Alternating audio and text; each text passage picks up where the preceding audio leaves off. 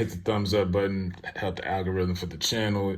So Stephon Marbury is back in the news after he made himself go viral over the weekend when Team USA beat France, and he was sitting there courtside with Melo. And as you see here in this clip, this is when Melo and LeBron was dapping, and LeBron clearly ignores him. Now, look, this doesn't start with this.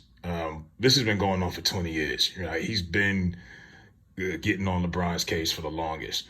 Now he's, because he was in the news, people reached out to him. So Scoop B interviewed him.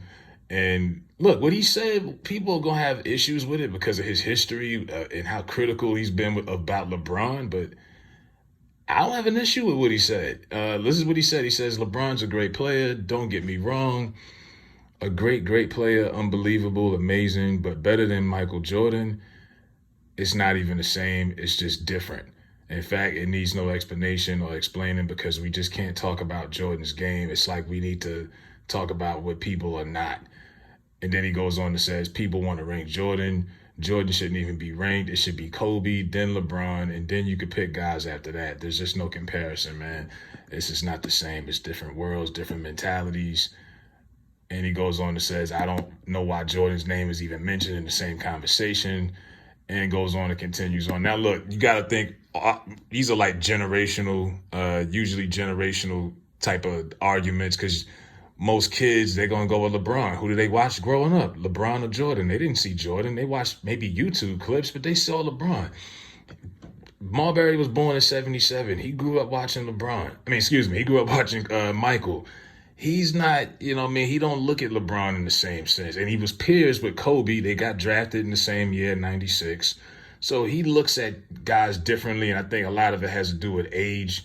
He looked at LeBron. He came in. Marbury was an 8-year veteran when LeBron came in. He looks at him differently.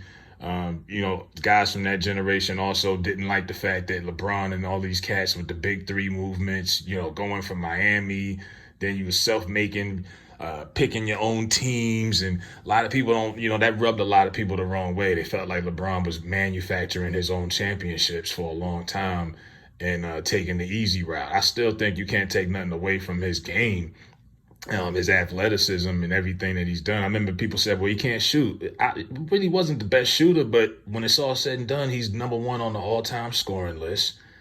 He outlasted everybody. I'm not even the biggest Bron fan like that. But it is what it is. Now, but I do agree because my top three in the modern era is in that same order. Mike, Kobe, then LeBron would be last in that three. And there's nothing wrong with that. You got to get 5 at least to catch Kobe.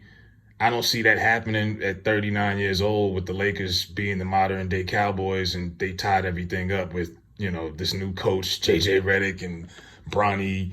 But yeah, he would have to get 5 at least, especially when wearing a Laker uniform. I can't call you better than Kobe and you got 4 and he got 5.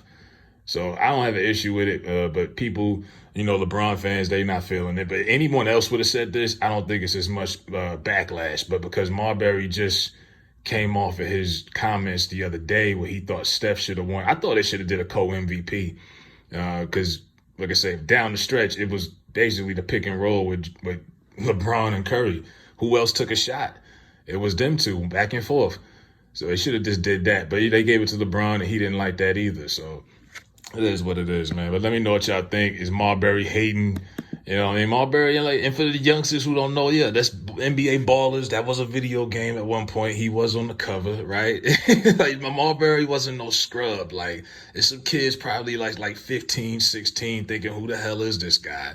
They probably looked him up and saw that Vaseline video. But I'm like, yeah, trip out if you want. But this dude was actually a baller at some point. No pun intended. He was serious.